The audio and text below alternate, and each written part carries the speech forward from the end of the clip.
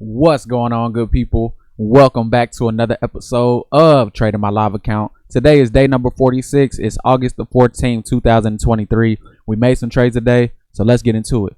First and foremost, let's talk about all of our important levels that we have on the chart today. So let's start off with yesterday's closing price, and that is represented by this purple line that we have towards the upper levels of the chart at 35,359, and that's going to play a major role today, so we'll get into that a little bit later. Also, below yesterday's closing price, we have a level of resistance from the pre-market at the blue line at the highest point on the chart. We also have a zone that was drawn based off of a consolidation period towards the middle of the chart right here.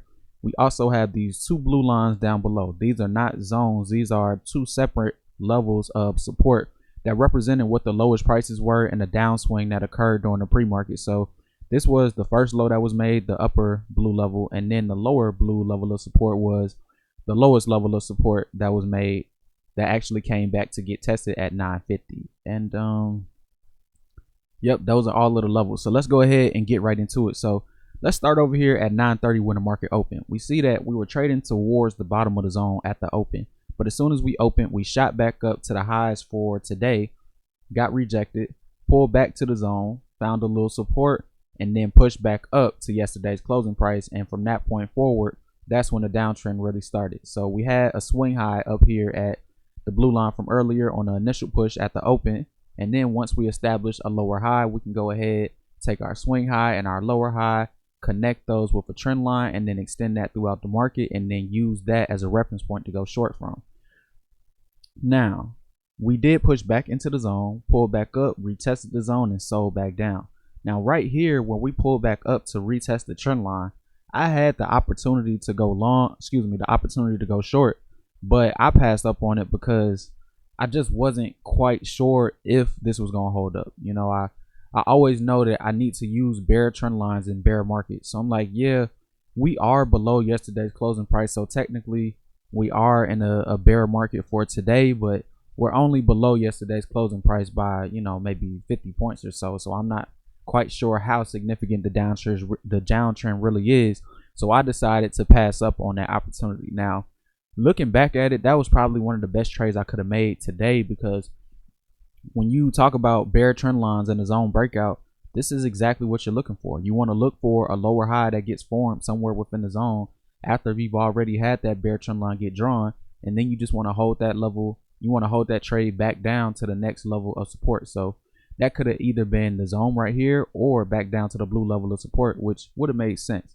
But, you know, I passed up on that trade and I was able to live with the results. Now, what I can say that I've improved upon as a trader is being able to miss a really good trade, but not chase it, not revenge trade behind it. Just you miss it, you miss it. You let it go, and then you wait for the next best opportunity. So I did a really good job on just sticking to my discipline right there. And then we see prices come back, retest the bottom level of support, and then that's when we have our downtrend reversal.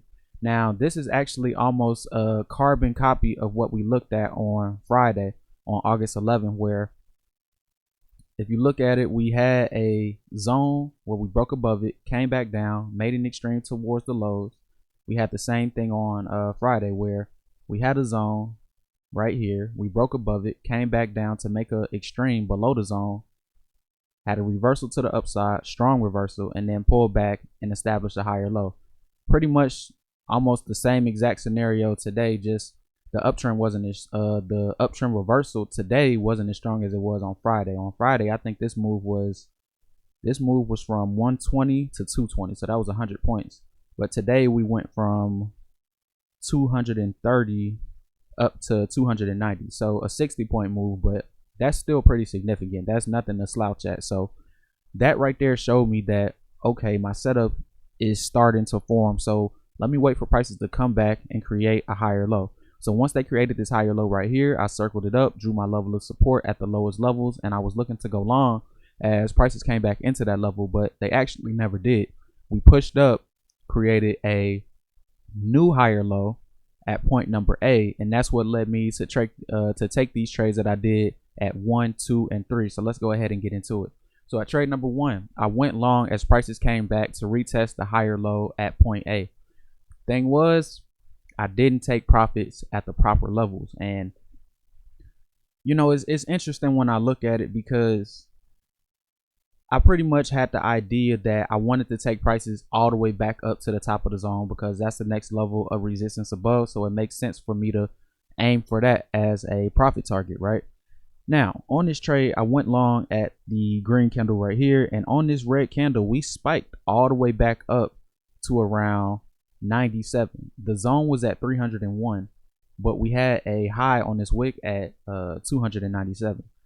Now, I saw this happening and I was like, you know what? I could take profit right there, but I'm gonna just hold out for the zone. But looking back in retrospect, the way that I look at it, it's just not right, because I'm looking at my profits as though, you know, that's house money to play with. But I think the way that I should look at it, I should look at each decision from a perspective as though I was taking a new trade. So imagine if, yeah, you did go long right here at trade 1 and you were right here at 97.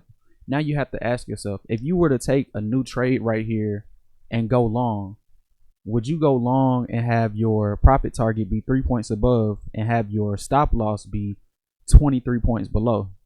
That wouldn't really make sense from a risk to reward perspective, even if you do feel like that level could be reached so easily, because you're trying to get 3, but you're willing to risk 20 plus. That's just not a good mathematical formula. So when I get to these levels and I'm close, like anywhere under 5 points, if I'm 5 points within my profit target and I see prices starting to reverse, I need to go ahead and take profit. And on this one, it was so tough, because I'm like, it's at 97. Why would it not go to 301? The reason that it didn't go to 301, let's move to the left. Look at this wick right below the zone. If we follow this wick across, it literally lines up perfectly with this wick that we saw from this candle that potentially gave me a exit signal. Now, one thing I talked about in my video the other day when I talked about trading tactics that work is I talked about whenever you have a zone, expect for those wicks that are below the zone expect for those wicks that are immediately below the zone to be tested. Now, this is a different variation of it. We didn't come back and test it in terms of a downswing, but on the way back up, we did come back and test that level. So when I look back at it, it makes sense why prices reversed right there. They had a major level of support right there, well, resistance right there. And if we scroll down, look at this candle and look at where it happened at 9:30 when the market opened. So that goes back to the video from the other day, a couple of weeks ago, where I talked about the importance of high volume candles. They have a tendency to come back and act as support or resistance in some way, shape, or form. And we see that happen right here, where the bottom of the wick acted as resistance. So lesson learned right there on trade 1. You know, you got to take your profits at the proper levels, but I definitely learned something from that. So then we move on to trade 2. I went long again right here and my break even stop was hit. So I pretty much tried to take the same trade that I did at trade 1, because I saw prices come back, retest the level of support, and then start to move away. So I said, okay, I like what I'm seeing. Only thing was market came back and hit my break even stop, which is okay. But because I saw that the trend was still up, we were moving away from the level of support with pretty decent volume. So I said, you know what, I'm going to take a risk by going long a little bit higher than I would like to, but because I see the momentum, it just makes sense. So I went long at trade 3, and here I caught the long trade that I was aiming for from trades 1 and 2, and then I took profit at the zone above like I was trying to do on trade 1. So was able to come back and actually make profit throughout this entire 3 trade period. So I look at that as a success, because a lot of times when I make a mistake like I did at trade 1, I might come back and try and revenge trade and do something that doesn't make sense. But throughout this 3 trade section, I made sure that I was just disciplined, and I was like, look, I'm not getting back in unless it really makes sense. And that's what I did at trade 3. So after we hit the top of the zone, we see prices kind of push into the zone, kind of towards the middle, pull back, and then we have a higher low get formed right there at the support level of the zone. So that's good. That's showing us that the buyers are still in control and the buyers still want to push the market higher. So it makes sense that we came all the way back up to retest the top of the zone, pull back, kind of hovered around the bottom of the zone for a little bit, just chilled out, created kind of a double bottom, you could call it, followed by a higher low. And then that's kind of what led me to trade number 4. So at 4, I went long here expecting for the higher low at point B to hold up. But I cut the trade when I realized that I entered from the middle of the zone. So if you go back to the video that I posted this weekend, it was a video called Trading Tactics and Trading Tactics to Avoid. And this was one of the things I talked about, which was trading from the middle of the zone. No matter how appealing it might be, you really want to seriously consider not taking any trade from the middle of the zone, because I'm not going to say that your chances are just completely screwed, but it's like a 20% chance that what you're trying to do is going to work out. Now, today actually happened to be that 20% chance where it actually did work, and we'll talk about that on trade 6. But as a rule of thumb, you really don't want to participate in the middle of the zone. No matter how appealing it might be or it might seem, you got to avoid that at all costs. So once I realized my mistake at trade 4, I was like, man, I feel like this could work for me, but I traded from the middle of the zone, so let me get out. And you know, if we look at the next candle, we see that prices did come back up to retest the top of the zone. So I definitely wouldn't have took profit right there, but it would have triggered my break even, so that when prices came back, I would have got stopped out for break even anyway. So I pretty much just locked in whatever. I pretty much locked in the gain that I would have had anyway. So getting out of the trade when I realized that I did the wrong thing was the right decision right there, and I'm happy that I was able to do that. So then we move on to trade 5, and this is where I kind of lost my discipline a little bit for a second. So I went long at the top of the zone. Buying at the highs of a swing is unreliable. Buy low instead. And that's something that's so important, and something that I always struggle with, you know, because the reason I struggle with this is I only struggle with this in situations where I see a major level right in the vicinity of my trade, and I'm like, oh, I see exactly where the market is trying to go. And you might be right about that direction where the market is trying to go, because I was aiming for yesterday's closing price right here. The top of the zone was at 500 and, well, excuse me, not 500, but 330. Yesterday's closing price was 379. So I'm like, oh, did I say 79? 359. So it's 29 points away. I'm like, okay, bet that's going to be my trade right there. Now, even though you might be right about the idea, you still got to remember that you got to enter and participate from the best levels and the best prices. No matter how appealing it may seem to go long at those higher prices, you gotta resist that urge. I wasn't able to do that today, and I had to take a loss at 5 in order to learn my lesson. So looking back in retrospect, instead of going long at the top of the zone, I should have just went long at the level of support like my strategy says that I should.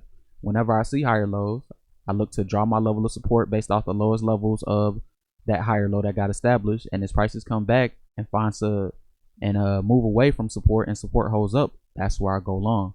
Look at where I got stopped out at. I got stopped out right here at the orange triangle, at the exact price point where prices actually reversed.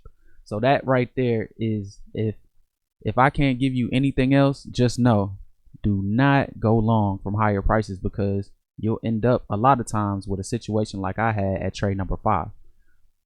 So then once we see prices get back down to support, we see, you could call this a double bottom, like a little micro double bottom. So let's zoom in and talk about it.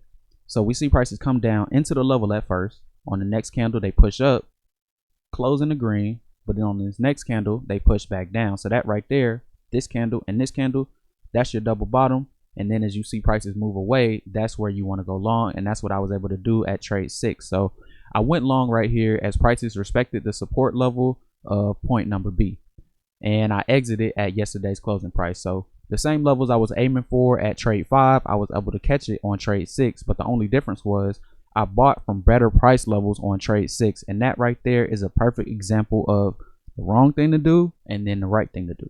So the wrong thing would be to buy at higher prices at the top of the swing.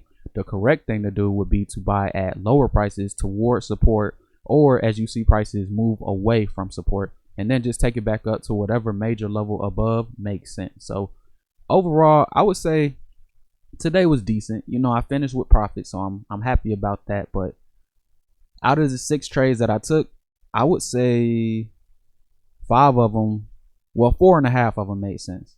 5 definitely didn't make sense. We can take our L on that one. I would say the 4.5 comes from trade number 1. That was a good trade all the way up until my exit point. You know, my exit could have been a lot better. So those are the things I need to work on. Just, I feel like overall my discipline was solid, but not as good as it could have been. You can't just be disciplined for 80% of the session. You got to be disciplined for 100% of the session. So even when you feel like you want to break your discipline right here because you see that level above and you want to go long at the top of the swing, or you want to break your discipline by not taking profits where you see a clear and obvious level, don't do it. Don't give into it. You got to stay strong. You got to focus on what your plan is and stick to it. If it's not in your plan, you don't do it. So that's the major thing that I learned and took away from today's lesson. And I hope you guys learned something too about not going long at higher prices and making sure that you participate in the trend, but you participate from those ideal levels that give you the best opportunity and the best chances for success. So I'm gonna go ahead and get up out of here. I got a lot of work to do on the back testing session, on the back testing simulator. I got to study a little bit. So I'll be back tomorrow on August 15th on Tuesday. I think at 8:30 tomorrow morning we have retail sales coming out. I'm not quite sure if I'm gonna trade that. I don't know yet, but I'll be back tomorrow. I'm gonna say at 9:30. But until then, you guys, take it easy.